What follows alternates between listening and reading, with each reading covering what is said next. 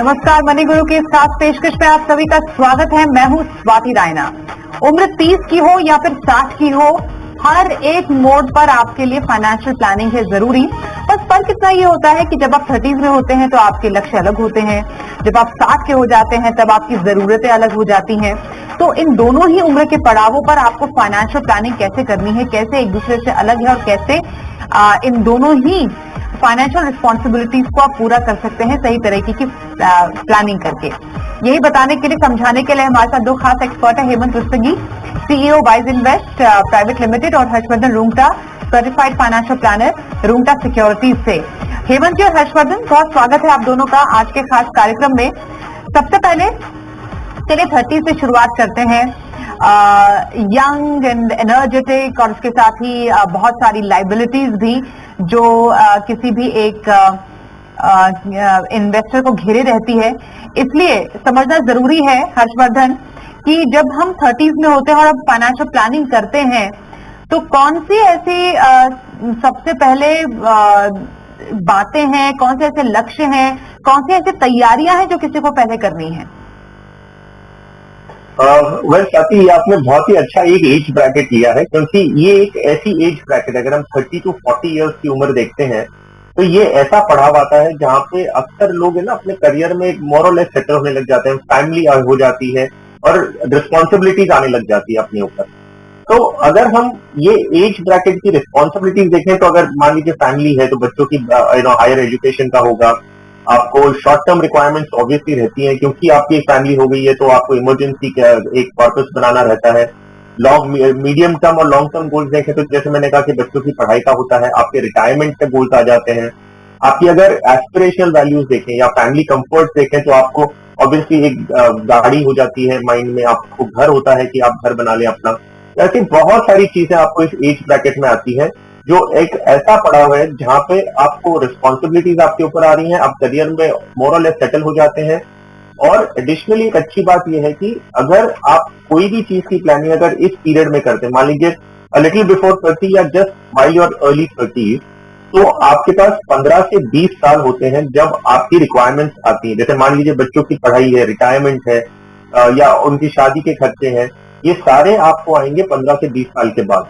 तो ये एक ऐसा टाइम पीरियड है कि अगर आप अच्छी प्लानिंग कर लें तो आप छोटी छोटी रकम से एक जो भी आपकी इनकम में से आप सेट असाइड करके आप शुरुआत करते हैं तो उस समय तक आप अपने सारे लक्ष्य को पूरा करने जैसा आपके पास एक पर्पस बन जाता है।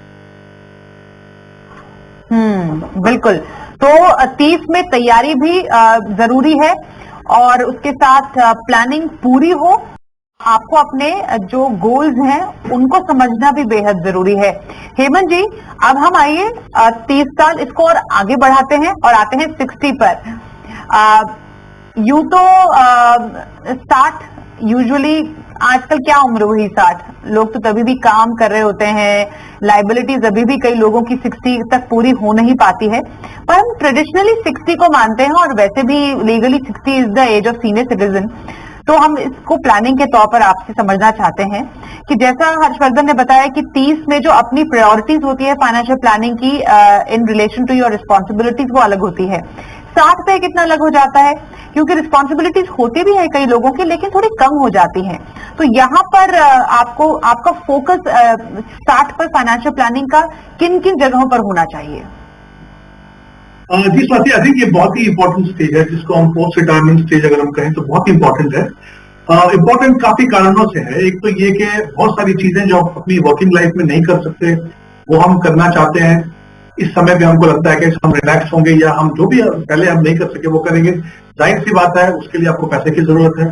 दूसरी इसलिए इंपॉर्टेंट है क्योंकि इस स्टेज पे आके आपकी इनकम या तो एकदम बंद हो जाती है या तो कम हो जाती है, डिपेंडिंग ऑन कि आप रिटायरमेंट के बाद कुछ काम करते हैं कि नहीं, या किस तरह का आपका पोर्टफोलियो है।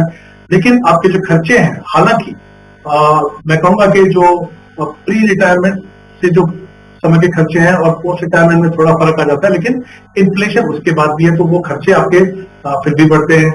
इसलिए इंपॉर्टेंट चीज ये है कि आपकी पर्सनल सिचुएशन कैसी है। यूजुअली जैसा आपने बिल्कुल सही कहा, इस स्टेज पे हम उम्मीद कर सकते हैं कि आपके काफी सारे जो लाइबिलिटीज है, रिस्पॉन्सिबिलिटीज है वो पूरी हो गई। लेकिन अगेन वो डिपेंड करता है आपकी पर्सनल सिचुएशन पे। अगर उनमें से कुछ चीजें हैं, बच्चों की पढ़ाई है या तो शादी है, ऐसी कुछ और रिक्वायरमेंट्स हैं जो पूरी नहीं हुई हैं, तो वो भी आपको उसमें से पूरी करनी है। तो बहुत ही इंपॉर्टेंट स्टेज है। और हमने काफी बार देखा है कि ऐसे समय में हमने देखा रिटायरमेंट के बाद एक माइंडसेट के साथ इन्वेस्टर जो अपनी इन्वेस्टमेंट करते हैं कि पैसा सेफ होना चाहिए, बिल्कुल होना चाहिए, क्योंकि आपकी वो जिंदगी की कमाई है। लेकिन ये ना भूले कि इन्फ्लेशन से आपके खर्चे बढ़ेंगे, आपको पता नहीं है कि रिटायरमेंट के बाद आपकी लाइफ एक्सपेक्टेंसी कितनी है। तो आप ऐसी सिचुएशन में नहीं होना चाहते कि आपका पैसा खत्म हो गया, आपकी लाइफ अभी भी है।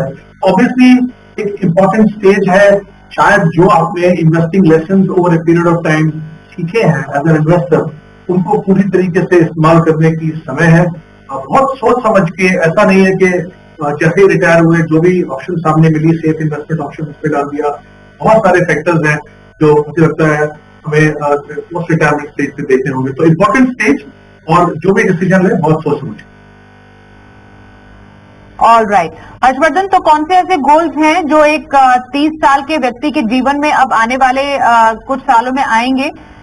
और अगर हम ये मान के चलें, हम इसको एक हाइपोथेटिकल सिचुएशन मान रहे हैं कि अगर मानिए किसी की मंथली आय 1 लाख रुपए की है और उनके पास कुछ जरूरी लक्ष्य हैं, जिसको जो हम मान के चलते हैं कि आपके लक्ष्यों में रिटायरमेंट प्लानिंग तो है ही, लेकिन उससे पहले बच्चों की पढ़ाई भी आएगी, बच्चों की शादी भी करनी है, फिर उसके बाद आपको एक अच्छा घर खरीदना है, एक नई गाड़ी भी खरीदनी होगी, बीच बीच में मन करेगा वेकेशन पे भी जाने का, तो सबके लिए पैसों की प्लानिंग की जरूरत जरूरी है। तो अगर मानिए 1 लाख की किसी की मंथली आय है, तो वो कैसे प्रपोर्शन में अपनी सेविंग को रखे और किस प्रपोर्शन में इन लक्ष्यों को पूरा करने की सोच सकते हैं? तो देखिए स्वाति, अगर हम 1 लाख रुपए कमाने वाले इंसान की अगर एक प्रोफाइल समझें और कोई भी एक इंसान की savings ratio two income ratio देखें, तो करीबन 20 से 30% अगर कोई आदमी अपनी इनकम का बचाता है तो बहुत अच्छा माना जाता है। तो मान लीजिए ये इंसान है जो 1 लाख रुपया महीना कमाते हैं और उनकी जो सामने प्रायोरिटीज है और जो गोल्स है वो हम एक बार लिस्ट करेंगे। तो शुरुआत में ये होगा कि अगर 1 लाख रुपया कमा रहे हैं तो उनकी अगर सेविंग्स 20 to 30% समझते हैं तो करीबन 20 से 30 हजार रुपया महीने का बचाते हैं वो। अब इसे हम फाइनेंशियल प्लानिंग अगर शुरू करना चाहते हैं तो पहले वो जो ये इंडिविजुअल है ये अपने सारे गोल्स को एनलिस्ट करेंगे। और गोल्स एनलिस्ट करते वक्त ये नहीं देखेंगे मैं कितना रियलिस्टिक है, कितना हो सकता है, ये स्टेज पे नहीं होगा।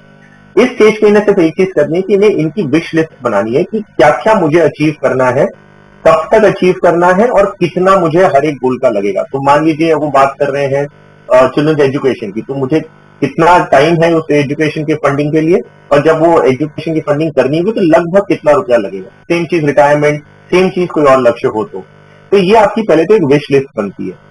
अब आप क्या करेंगे, आप ये देखते हैं कि मैं महीने का मान लीजिए 20,000 या 30,000 रुपया बचत करता हूं।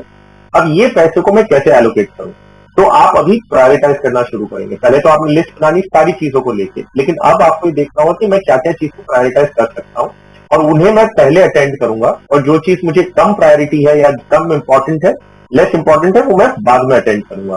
तो सीक्वेंस में अगर हम देखें कि financial planning point of view से उन्हें क्या करना चाहिए, तो एक फैमिली में मान लीजिए पहला चीज जो आपको करना है वो आपको अपनी एक सारी इंश्योरेंस या जो है रिस्क मैनेजमेंट है वो पूरा कर लेना है। तो उसमें आपका टर्म इंश्योरेंस का हो गया, उसमें आपका हेल्थ इंश्योरेंस आ गया पूरी फैमिली का, जितना मेडिक्लेम टाइप की पॉलिसी लेते हैं। अगर आपके एम्प्लॉयर आपको इंश्योर कर रहे हैं तो भी आप अपने आप से खरीदना आपके लिए बेटर होगा। डिसेबिलिटी इंश्योरेंस है, जो personal accident, critical illness policies है, ये सारा पहले तो आप इंश्योरेंस बास्केट पूरा करेंगे, क्योंकि risk management is the first step of financial planning. अब शुरुआत करते हैं, इंश्योरेंस सारी अच्छी तरह से लेना बहुत ज्यादा जरूरी है।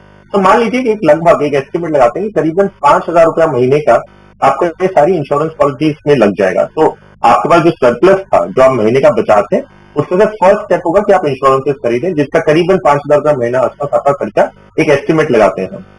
फिर सेकंड आता है कि आप इमरजेंसी किटी बनाएंगे हमारा अपना।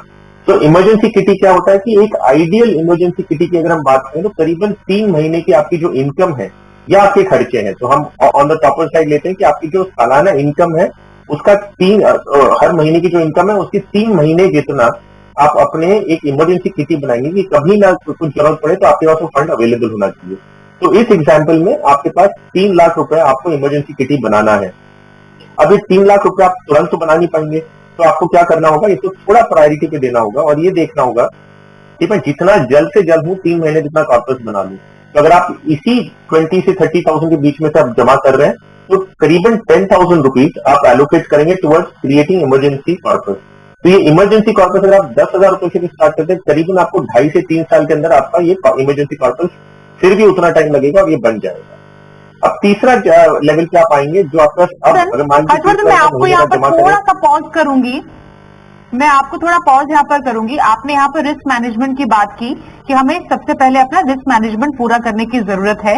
माने आप 1 लाख रुपए कमा रहे हैं, आपको कम से कम उससे 20 से 30% यानी कि 20 से 30 हजार रुपए तक आपको निवेश करना है और उस निवेश में से आपको अपने तमाम गोल्स को हर एक गोल के प्रति एक अमाउंट रखना है।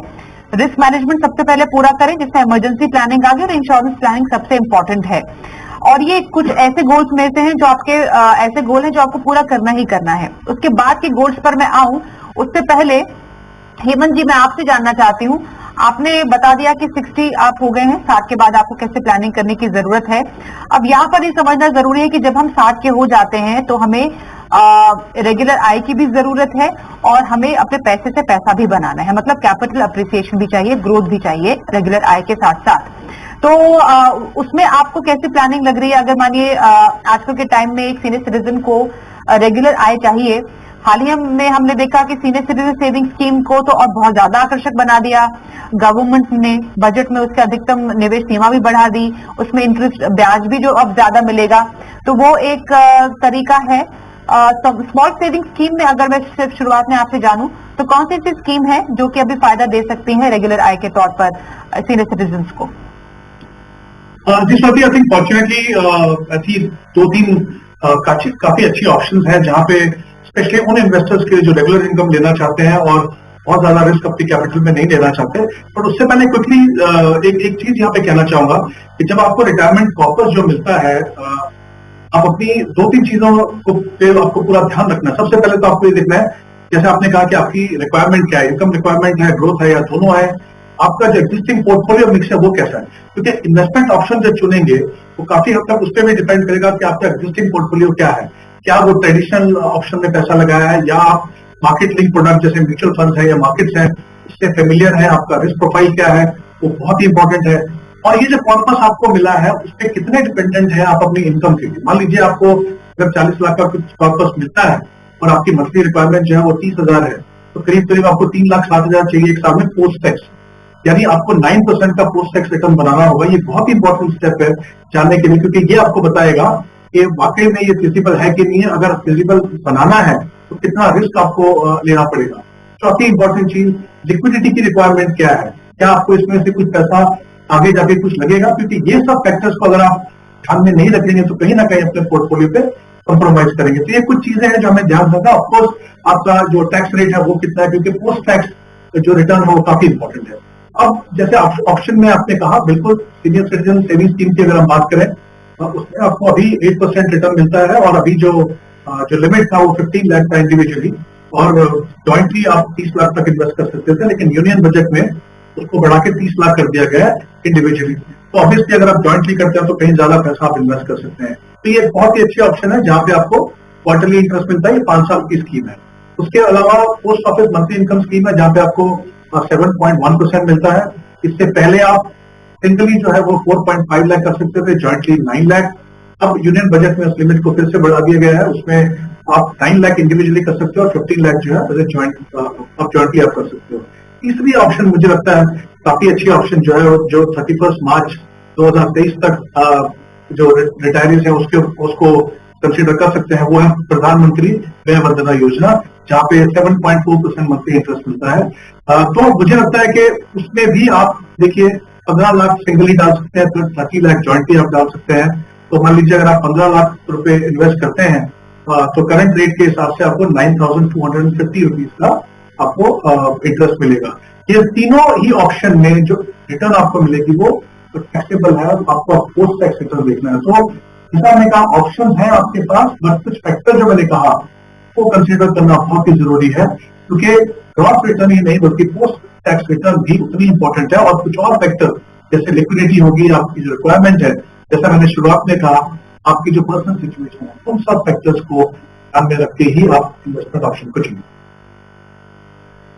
ओके, तो 30 और 60 में कैसे मुनाफा आप कमा सकते हैं, इन दोनों ही उम्र के प्लानिंग हम करा रहे हैं। एक ब्रेक का वक्त भी हो गया है, तुरंत लौटते हैं और बातचीत आगे बढ़ाएंगे। बने रहिए हमारे साथ।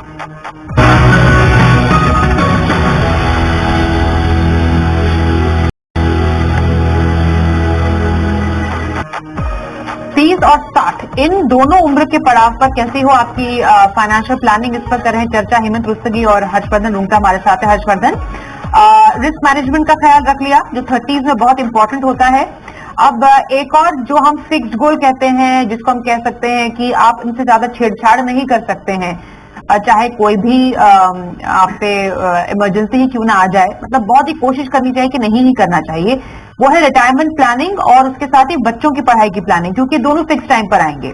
तो इन दोनों ही जो गोल्स है इनकी प्लानिंग एक 30s में जो एक व्यक्ति है उसको कैसे करनी चाहिए, क्योंकि हम बात कर रहे थे किसी का अगर 1 लाख का सालाना इनकम उन्हें मिलती है तो उसमें रिटायरमेंट प्लानिंग और बच्चों की पढ़ाई की प्लानिंग के लिए कितना हिस्सा हो।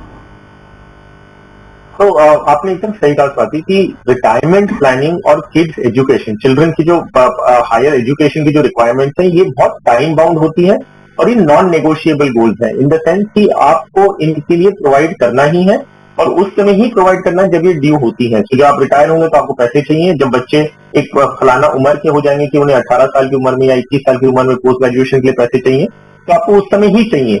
तो ये बहुत ज्यादा इंपॉर्टेंट गोल्स हैं। तो पहले जो आप रिस्क मैनेजमेंट के एलोकेट के जो हमने उदाहरण लिया था, वो 5,000 रुपए आपने मान लीजिए रिस्क मैनेजमेंट के लिए रखे हैं, 10,000 रुपए आपने रिटायरमेंट किटी बनाने के लिए रख लिया, तो बाकी के जो पूरे पैसे हैं, जो मान लीजिए 15,000 रुपए, आप 30,000 रुपए महीने का बचा रहे हैं, तो 15,000 जो रुपए हैं वो आप जब कैलकुलेशन करेंगे कि रिटायरमेंट में आपको कितने रुपए चाहिए, बच्चों की पढ़ाई के लिए कितने चाहिए, तो ऐसे लगेगा कि ये पूरे पैसे आप वहीं एलोकेट कर रहे हैं, क्योंकि ये रिक्वायरमेंट्स उतनी बड़ी होती है और फिक्स रिक्वायरमेंट्स हैं।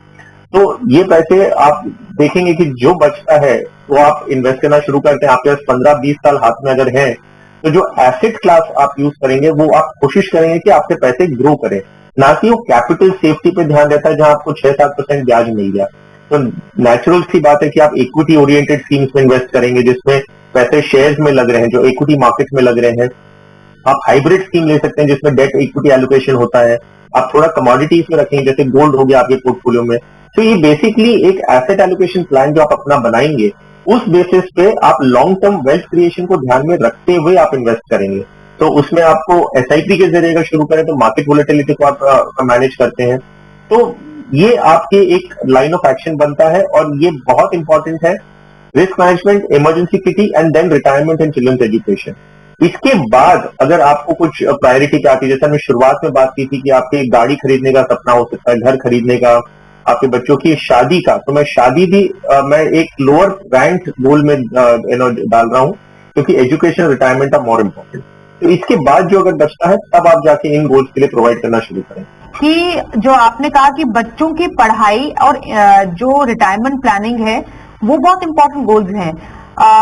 शादी का आजकल का जो सिस्टम हो भी गया है आजकल के जनरेशन के साथ, आजकल बच्चे अपनी शादी में खुद उसको खुद फंड करना चाहते हैं। पेरेंट्स डेफिनेटली सोचते जरूर हैं, लेकिन आजकल वो कॉन्सेप्ट एक्चुअली काफी ज्यादा बदल गया है। ऐसे पेरेंट्स सोचते हैं बच्चे को अच्छे से पढ़ा लिखा लेते हैं, उसके बाद देखते हैं ये गोल वो कब खुद पूरा करना चाहेंगे। मैं हेमंत जी आपके पास आ रही हूँ और ये जानना चाहते हैं, आपने रेगुलर आय की जरूरतों को पूरा करने के लिए कुछ बेहतरीन ऑप्शन बताए सेविंग स्कीम से, लेकिन माफ कीजिए म्यूचुअल फंड में ही एक बेहतरीन ऑप्शन है SWP का भी, जिसमें लोग कहते हैं कि क्या फायदा हो सकता है एक SWP से रेगुलर आय लेने का। एक बहुत ही छोटा डिस्कशन मैं आपसे करूंगी कि किसी को SWP करनी है अगर, तो कौन से फंड से करना सही रहता है और इसके फायदे क्या हैं अभी सीनियर सिटीजन के लिए as compare to, for example मानिए सीनियर सिटीजन सेविंग स्कीम हो गया जिसमें 8% का ब्याज मिल रहा है।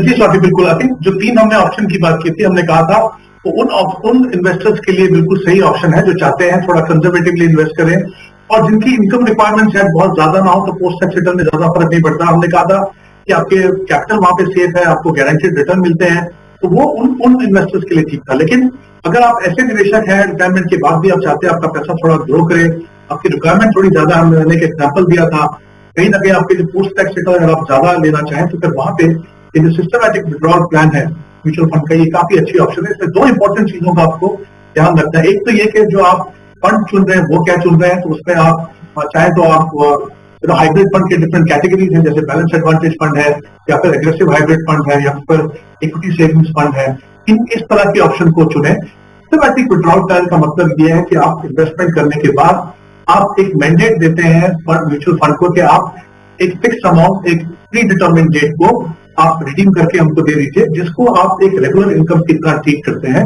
और क्योंकि इससे भी मैंने आपको बताए जो डिफरेंट टाइप्स ऑफ जो हाइब्रिड फंड जो मैंने बताया, वहां पे जो टैक्सेशन है वो इक्विटी का है, यानी एक साल के बाद जो कैपिटल गेन होता है उसको सिर्फ 10% टैक्स लगता है। तो आप अगर हाई टैक्स ब्रैकेट में है तो आपकी जो रिटर्न है उस टैक्स रिटर्न बेटर होगी, और क्योंकि आप मार्केट लिंक प्रोडक्ट में है तो आपकी रिटर्न भी ओवरऑल वहां से बेटर होगी। तो सिस्टमैटिक विड्रॉल प्लान आपको इंश्योर करता है कि ये fix amount irrespective of the fact कि आप किसी मार्केट लिंक प्रोडक्ट में है वो आपको मिलता रहे। आपको बहुत ही ध्यानपूर्वक इसको चुनना है कि कितना पैसा आप निकालेंगे। ऐसा नहीं कि आप 9-10% निकालें तो कहीं ना कहीं ऑब्वियसली आप कैपिटल से पैसा निकालना शुरू करेंगे, वो ध्यान रखिए। और बहुत ही टैक्स एफिशिएंट है क्योंकि 1 लाख तक आपको कैपिटल गेन नहीं पे करना है, और उसके ऊपर भी सिर्फ 10% कैपिटल गेन देना है। तो ये काफी अच्छा मैकेनिज्म है, काफी अच्छा मीडियम है उन निवेशकों के लिए जो चाहते हैं आपका पैसा ग्रो भी करे और रिटर्न भी बेहतर मिले, और उसमें कोई टेंशन ना हो उनको कि पैसा मुझे मिलेगा कि नहीं मिलेगा हर महीने। तो ये उस हिसाब से मुझे लगता है उन इन्वेस्टर्स के लिए जो थोड़े अटेंडेंट रिस्क को समझ के तरीका है। बिल्कुल, थोड़ा सा मार्केट रिस्क में अगर जाके आप उससे ले सकते हैं, लेना चाह रहे हैं रेगुलर आए, तो सिस्टमैटिक विड्रॉल प्लान एक बेहतरीन तरीका है। हर्षवर्धन, आप यहाँ पर मेंशन कर रहे थे कि कुछ ऐसे लक्ष्य होते हैं जो वेरिएबल होते हैं, मतलब वो थोड़ा सा हम इसको खिसका भी दे सकते हैं आगे। खिसकाना मतलब ये कि उसका टाइम पीरियड आगे बढ़ा सकते हैं एज एंड व्हेन हमारी जरूरत होती है। लेकिन कई बार ऐसा होता है कि गाड़ी और घर, ये दो ऐसे गोल्स हैं जो आपको बहुत अट्रैक्ट करते हैं, क्योंकि जो नियर टर्म गोल्स होते हैं हमेशा आपको अट्रैक्ट ही करते हैं। आपको लगता है कि अरे ये गोल तो बहुत दूर है, इसके बारे में सोच लिया जाएगा। इसलिए घर और गाड़ी की प्लानिंग में किन बातों का ध्यान रखने की जरूरत है, और अगर मानिए किसी को चाहिए ही फंड एलोकेट करना ही है, तो कोई ऐसा तरीका हो सकता है कि घर के लिए या गाड़ी के लिए आप कहीं से फंड एलोकेट करें, यहाँ कहीं से कोई फंड शिफ्ट कर ले, या आपको लगता है कि लोन भी तो अवेलेबल हो सकता है घर लेने के लिए, गाड़ी लेने के लिए, वो भी अच्छा तरीका हो सकता है। तो सही तरीका क्या हो ऐसे एक वेरिएबल लक्ष्य को पूरा करने के लिए? तो देखिए स्वाति, ये बात सही है कि हमें जो इंस्टेंट ग्रेटिफिकेशन होता है ना, कि हमें तुरंत की चीजें दिखती है कि भाई पहले ये कर लें, और अभी हमारे पास 15-20 साल है जो हम देख लेंगे आगे जाते हुए हम जमा कर लेंगे। तो ये एक एक्चुअली एक ट्रैप है। अगर आप देखें तो जैसे मैंने लिस्ट किया कि पहली जो आपकी रिक्वायरमेंट है वो आपको पूरी करनी ही है, उसमें चॉइस नहीं है। तो सिर्फ 4 चीजें हैं। वन इज, मैं फिर से दोहरा रहा हूँ, एक है रिस्क मैनेजमेंट, सारे इंश्योरेंसेज आप ले लें, इमरजेंसी किटी बनाए, रिटायरमेंट प्लानिंग एंड बच्चों की हायर एजुकेशन। ये 4 की अगर आपकी प्रोविजनिंग हो गई है तो इसमें आप छेड़खानी नहीं करना चाहिए आपको, क्योंकि ये एक एक्चुअल बेसिस है जिससे आपकी पूरी फैमिली की फाइनेंशियल इंडिपेंडेंस है। तो ये 4 चीजें होने के बाद अगर आपकी लिक्विडिटी बचती है तो आप इंस्टेंट ग्रेटिफिकेशन की तरफ जरूर जाइए। मतलब आप वेकेशन लेना चाहते हैं, ये बनता है हक आपका कि आप वेकेशन लें, और एक्चुअली जरूरी भी है। आपकी अगर गाड़ी की रिक्वायरमेंट है या एस्पिरेशन है, ये आपको थोड़ा देखना होगा कि क्योंकि आप फाइनेंशियल सही ना कहीं स्ट्रेच कर रहे होंगे। घर आपको ये इवैल्यूएट बहुत स्ट्रांगली करना होगा, क्योंकि अगर आप घर लेने की तरफ जाते हैं और आप अगर लोन पे ले रहे हैं तो इनवेरिएबली हमने एक चीज देखा है कि आपकी मोटा मोटी जो आपकी इनकम है लगभग 40 से 50% तो आपका ईएमआई में ही चला जाएगा। तो बहुत केयरफुली आपको सोचना होगा कि क्या मैं इन 4 चीजों को कॉम्प्रोमाइज करके एक घर बना रहा हूं, तो शायद आपको वो ठीक नहीं होगा। लेकिन आपकी अगर लिक्विडिटी आपको परमिट करती तो बेशक आप क्यों ना अपनी पैसे को यूज करें। तो yes, as far as house, बिल्कुल, इंस्टेंट ग्रेटिफिकेशन की जो गोल है उनको पूरा करने के लिए आपको थोड़ा सा और स्पेशल प्लानिंग करने की जरूरत है। समय थोड़ा कम है, इसलिए हेमंत जी आपसे मैं थोड़ा सा नेक्स्ट में आज जानना चाहूंगी कि हम इक्विटी की बात करें कि 30s में आप इक्विटी में निवेश कीजिए, लेकिन 60 के बाद वाले जो निवेशक है वो कह रहे हैं भाई हम भी तो कर सकते हैं इक्विटी में निवेश, तो तरीका क्या सही है? थोड़ा नक्शल में बताइएगा कौन सी कैटेगरीज ऐसे उम्र के निवेशकों के लिए सही आपको लगती है? देखिए स्वाति, मेरा बिल्कुल ये मानना है कि रिटायरमेंट के बाद भी आपके पोर्टफोलियो में इक्विटी एक्सपोजर चाहिए। मैंने जैसा कहा तो उसके तरीके अलग अलग हो सकते हैं। म्यूचुअल फंड में आप चाहे तो हाइब्रिड फंड में जा सकते हैं, और कुछ कैटेगरीज मैंने ऑलरेडी वहां पे कहा। और अगर हम प्योर इक्विटी फंड की बात करें तो 3 कैटेगरी मुझे लगता है जहां पे जो रिटायरमेंट के बाद आप डेफिनेटली कंसिडर कर सकते हैं, ये मानते हुए कि इक्विटी खुद से जो है एक एग्रेसिव एसेट क्लास है। जैसे लार्ज कैप फंड होते हैं, फ्लेक्सी कैप फंड, जहां पे बायस अगेन लार्ज कैप के ऊपर होता है, और एक large and mid cap category. ये 3 कैटेगरी ऐसी हैं जहां पे आप अच्छे से अपना जो एलोकेशन है डिफरेंट सेगमेंट में कर सकते हैं, और अच्छे कंसिस्टेंट फंड अगर आप चुने तो जाहिर सी बात है कि ओवर ए लॉन्गर पीरियड, क्योंकि आप ये ना भूलें कि कैपिटल सेफ्टी अगर जरूरी है तो इन्फ्लेशन को बीट करना भी रिटायरमेंट के बाद बहुत ही जरूरी है। तो इक्विटी होना चाहिए, वो आप चुन सकते हैं कि चाहे आप डिपेंडिंग ऑन एक्सिस्टिंग पोर्टफोलियो या तो आप प्योर इक्विटी में जाए या तो हाइब्रिड में जाए, लेकिन इक्विटी का रोल डेफिनेटली रिटायरमेंट के बाद कंटिन्यू करें। ओके, तो 30 और 60 दोनों ही उम्र के पड़ावों पर आपको कैसे करनी है प्लानिंग पैसों की, इस पर चर्चा करने के लिए हेमंत जी, हर्षवर्धन दोनों का करेंगे धन्यवाद। मनी गुरु में आज के लिए बस इतना ही। वक्त एक ब्रेक का है, देखते रहिए जी बिजनेस।